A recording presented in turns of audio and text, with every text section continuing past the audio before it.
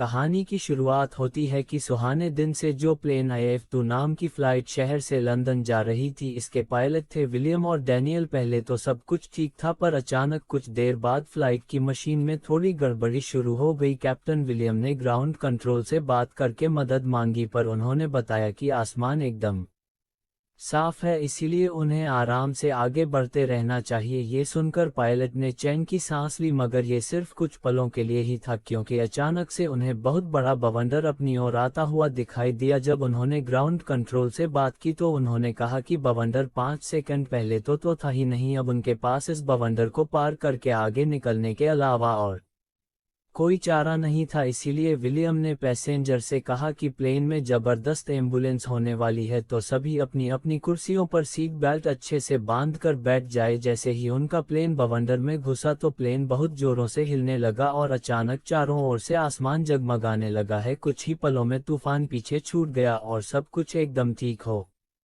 गया, मगर पायलट ने देखा कि आसमान में एकदम अंधेरा था, मानो जैसे रात का समय। पर जल्द ही सबने देखा कि किसी के फोन या लैपटॉप में सिग्नल नहीं थे। उधर कॉकपिट में भी फ्लाइट की ज्यादातर मशीन खराब हो गई थी और विलियम कुछ भी करके ग्राउंड कंट्रोल से संपर्क नहीं कर पा रहा था। खैर, प्लेन का रेडार और सारे इंजन ठीक काम कर रहे थे, इसीलिए पायलट ने फ्लाइट को लंदन में ही उतारने का फैसला किया। तब कैमरे नाम की एयर होस्टेस ने 2 पैसेंजर से बात की तो पता चला कि वह हिस्टोरियन थे जो लंदन जाकर युद्ध के समय से मिली चीजों पर रिसर्च करने वाले थे। इसी के साथ वहां एक बूढ़ा आदमी भी था जो वहां हो रही हर एक चीज के बारे में अपनी डायरी में लिख रहा था। अब विलियम ने प्लेन को वापस मुड़कर देखने का सोचा, पर मुड़ने पर भी वह इस लोकेशन को पहचान नहीं पा रहे थे। तभी अचानक उन्हें रेडार पर कुछ दिखाई दिया और उन्हें लगा कि शायद ही कोई तूफान है, लेकिन सच तो उससे भी भयानक था। असल में ये कुछ लड़ाकू विमान थे जो एक शहर पर भारी बमबारी करके सब कुछ तबाह कर रहे थे। जब पैसेंजर्स ने नीचे हो रहे धमाके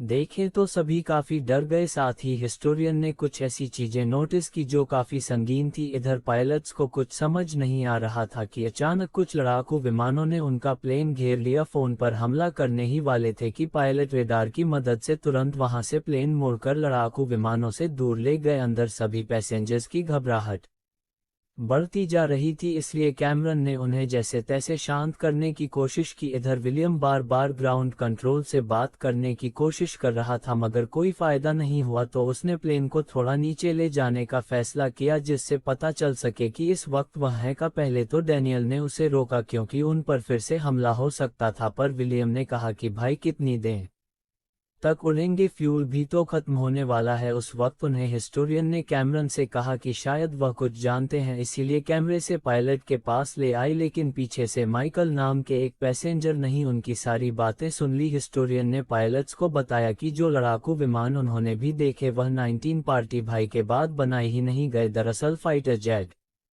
हिटलर की एयरफोर्स के थे। पर विलियम को उनकी बात पर यकीन नहीं हुआ और वह उन्हें बाहर निकालने लगा। तभी हिस्टोरियन ने कहा कि 1940 में उनकी प्लेन के सिग्नल काम नहीं करेंगे, तो विलियम को थोड़ा यकीन हुआ कि शायद ये सच कह रहे हैं। इस लॉरेंस के मुताबिक अब उनका प्लेन साल 1940 में आ गया है और अब वह दूसरे विश्व युद्ध के समय में फंस चुके हैं। अगर वह यहाँ पर समय में किसी ग्लिच की वजह से आई है तो वैसा ही ग्लिच उन्हें वापस भी ले जा सकता है। उनके मुंह से टाइम ट्रैवल की बातें सुनकर विलियम को लगा कि वह पागल हो गए हैं, इसीलिए विलियम ने उन्हें अपनी सीट पर वापस भेज दिया और कहा कि भाई किसी कोई फालतू बातें मत बताए। माइकल भी तुरंत अपनी सीट पर चला गया और दोनों हिस्टोरियन की बात है छुपकर सुनने लगा। वो अपनी किताबों और हिसाब किताब से सच का पता लगाने की कोशिश कर रहे थे। कुछ देर बाद पायलट रेडियो सिग्नल की तलाश में फिर से प्लेन को नीचे ले गए। खुशकिस्मती से इस बार वह सफल हुए और उनका संपर्क नाजिल नाम की एक ब्रिटिश फौज से हुआ। जब पायलट ने निर्जल से बात की तो उसे लगा कि वह जासूस है जो शायद उसके मस्कट कर रहे हैं, क्योंकि उस समय की टेक्नोलॉजी से आसमान में इतनी ऊपर रेडियो सिग्नल पकड़ना नामुमकिन है। फिर जब विलियम ने उसे तारीख पूछी तो नाजिल ने कहा कि आज 17 जून 1940 है, जिससे हिस्टोरियन की बात सच साबित हो गई। जल को कैसे समझा दें कि वह भविष्य से आए हैं, पर तभी हिस्टोरियन ने वापस आकर नेजल से बात की। उन्होंने हिसाब लगाया कि वह इस वक्त उस जगह पर हैं। क्या ब्रिटिश समुद्री जहाज लाइन, क्या ऑस्ट्रिया डूबा था? ये सुनकर नाइजर हैरान हो गया क्योंकि वह जहाज अब तक डूबा ही नहीं था। क्या नाइजल ने अपने अफसरों से जहां की जानकारी लेने का फैसला किया, और अगर जहाज डूबने की बात सच निकली तो वह फिर से कॉल करेगा? उधर माइकल को भी सच पता लग चुका था कि वह 1940 में आ गए हैं, तो अचानक वो सभी पैसेंजर्स को सच बताकर कहने लगा कि उन्हें मिलकर हिटलर को मार देना चाहिए, जिससे कि विश्व युद्ध समय से पहले खत्म हो जाएगा और बहुत सारे लोगों की जान भी बचेगी। ज्यादातर लोगों ने उसकी बात पर विश्वास नहीं किया, पर कुछ लोगों ने कहा कि उन्हें मिलकर कॉकपिट पर कब्जा कर लेना चाहिए। खुशकिस्मती से फ्लाइट में 2 अमेरिकन फौजी भी मौजूद थे, जिन्होंने सबसे कहा कि कॉकपिट पर कब्जा करना एक आतंकवादी हमला समझा जाएगा। इस पर दोनों गुटों में थोड़ी हाथापाई शुरू हो गई, पर जल्द ही फौजियों ने सबको पीटकर आराम से बैठा दिया। कुछ मिनट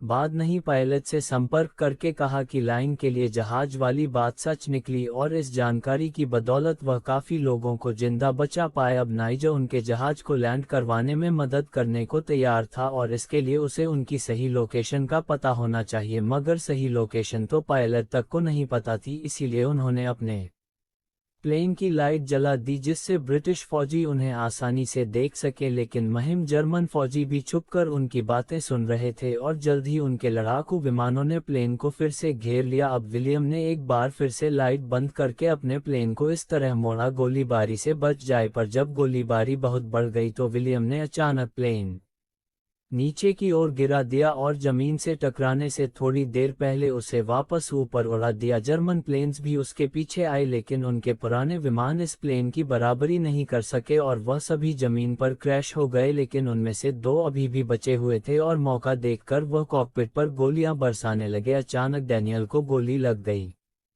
पर विलियम जैसे तैसे प्लेन को उनसे दूर ले आया। इसके बाद एयर होस्टेस ने मिलकर डैनियल के जख्म पर पट्टी। विलियम को डर था कि फ्यूल जल्द ही खत्म हो जाएगा, साथ ही उनके लैंडिंग वाले टायर्स पर भी गोलियां लगी थीं, और वह सही तरीके से नाइजर से बात भी नहीं कर पा रहे थे। उधर नारियल के ऑफिसर्स ने कहा कि अगर इस प्लेन के पायलट ने जल्द ही अपनी लोकेशन नहीं बताई तो ब्रिटिश एयरफोर्स उन्हें धमाके से उड़ा देगी।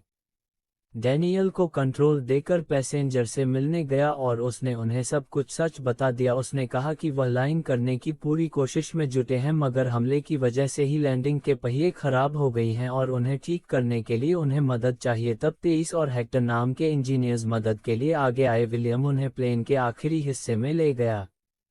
तेरी ने फॉल्ट ढूंढकर उसे ठीक किया, और इसके बाद भी वह पहिए नीचे नहीं आ रहे थे। तब हेक्टर जोखिम उठाकर नीचे उतरा और एक हथौड़े की मदद से उसने लैंडिंग के खोल दिए। अब हेक्टर ने पूरे जोर से पहिए को पकड़ कर रखा था कि वह हवा के दबाव से गिर न जाए। आखिरकार पहिए फिर से ऊपर हुए और हेक्टर प्लेन के अंदर आ गया। फिर भी लिए हम तुरंत कॉकपिट में गया और डैनियल की मदद से उन्होंने रेडियो सिग्नल से जुड़ने की कोशिश की। जब नाइजर से उनका संपर्क हुआ तो उन्होंने उसे समझाया कि उनके पास सिर्फ 80 मिनट का फ्यूल बचा है, इसीलिए अब जल्द से जल्द उन्हें लैंड करना ही होगा। मगर अचानक वह 2 जर्मन विमान फिर से उनके प्लेन के पास आ गए। इस बार उन्होंने मिसाइल से हमला कर दिया, जिसके धमाके से प्लेन की खिड़कियां टूट गई। पूरे प्लेन में अफरा तफरी मच गई, मगर विलियम ने फिर से कई खतरनाक स्टंट करके दोनों जर्मन विमानों की टक्कर आपस में करवा दी। इसके बाद उन्हें पिस्टोरियस को एक तरकीब सूझी। उन्होंने कहा कि उन्हें प्लेन का रेडार निकालकर उसे नाइजर तक पहुंचा देना चाहिए, जिसकी मदद से वो उन्हें किसी सुरक्षित जगह पर लाए करवा पाएगा। 1940 में इस वक्त ये टेक्नोलॉजी थी ही नहीं, तो शायद उनके प्लेन को इसीलिए यहाँ भेजा गया है ताकि इस परेशानी का हल निकल सके। और तभी अचानक एक मिसाइल प्लेन की टरबाइन पर जा लगी और प्लेन पूरी तेजी से नीचे गिरने लगा। पायलट ने पूरी कोशिश की और फिर कुछ समय में टरबाइन फिर से काम करने लगी। फिर उन्होंने फटाफट नाइजर से बात करके रेडार जमीन पर फेंकने का फैसला किया। तब ये खुलासा होता है कि यह मिसाइल असल में ब्रिटिश फौज नहीं चलाई भी। फिनाइल ने ऑफिसर्स को हमला रोककर रेडार लाने को कहा। उधर प्लेन में सभी लोगों ने रेडार को कब्जे में बांधकर पैराशूट से बांध दिया। इसके बाद सही समय आने पर उन्होंने पैराशूट नीचे फेंका और दिल को खबर कर दी, लेकिन बदकिस्मती से नाजियों ने यह बातचीत भी सुन ली और निदान लेने पहले पहुंच गए। एक जर्मन सिपाही पेड़ पर चढ़कर रेडार तक पहुंचने ही वाला था कि अचानक ब्रिटिश फौजियों ने गोलीबारी करके उन्हें मार डाला। आखिरकार रेडार उनके कब्जे में था, लेकिन वहीं नाजियों ने प्लेन के पीछे और लड़ाकू विमान भेज दिए। ये और प्लेन के हिस्से पर मिसाइल से हमला कर दिया। इससे प्लेन में छेद हो गया और कई लोग उठकर बाहर गिर गए, लेकिन एक बार फिर से विलियम ने जबरदस्त स्टंट करके प्लेन को जैसे तैसे बचा लिया। फिर नाइजर ने उनसे संपर्क करके उन्हें रास्ता बताया, पर तभी नाज विमान फिर से हमला करने आ गए, लेकिन इस बार कुछ ब्रिटिश विमानों ने आकर जी का सामना किया। अचानक नाइजर को रेडार पर एक बड़ी परछाई दिखाई दी जो किसी विमान जैसी नहीं थी, और जब प्लेन उनकी दिशा में आगे बढ़ा तो पता चला कि बिल्कुल वैसा ही बवंडर था जो उन्हें इस दुनिया में लाया था। अब उनका फ्यूल भी एकदम खत्म होने की कगार पर था, तो विलियम ने रिस्क लिया और सीधा बवंडर में प्लेन घुसा दिया। उसने नाइजर को अलविदा कहा और अचानक प्लेन बहुत जोरों से हिलने लगा। कुछ पलों बाद जब रोशनी हुई तो उन्होंने देखा कि आखिरकार वह प्रेजेंट में वापस लौट आए हैं। इस वक्त वह बर्लिन में और रहे थे और जल्द ही वहां के ग्राउंड कंट्रोल ने उनके लिए रंडी को खाली कर दिया। फ्यूल खत्म होने के आखिरी पलों में पायलट ने प्लेन को लैंड कर ही दिया। आखिरकार घर सभी पैसेंजर्स बेहद खुश थे। अंत में वहां सिर्फ बूढ़ा आदमी बचा था जो अब भी अपनी किताब में कुछ लिख रहा था। उसकी किताब में उसी रास्ते का नक्शा था जिससे वह वापस लौटे थे, और किताब का नाम था रेडार सिस्टम से यूरोप। जब उस बूढ़े आदमी ने किताब बंद की तो खुलासा हुआ कि असल में वही निर्जल था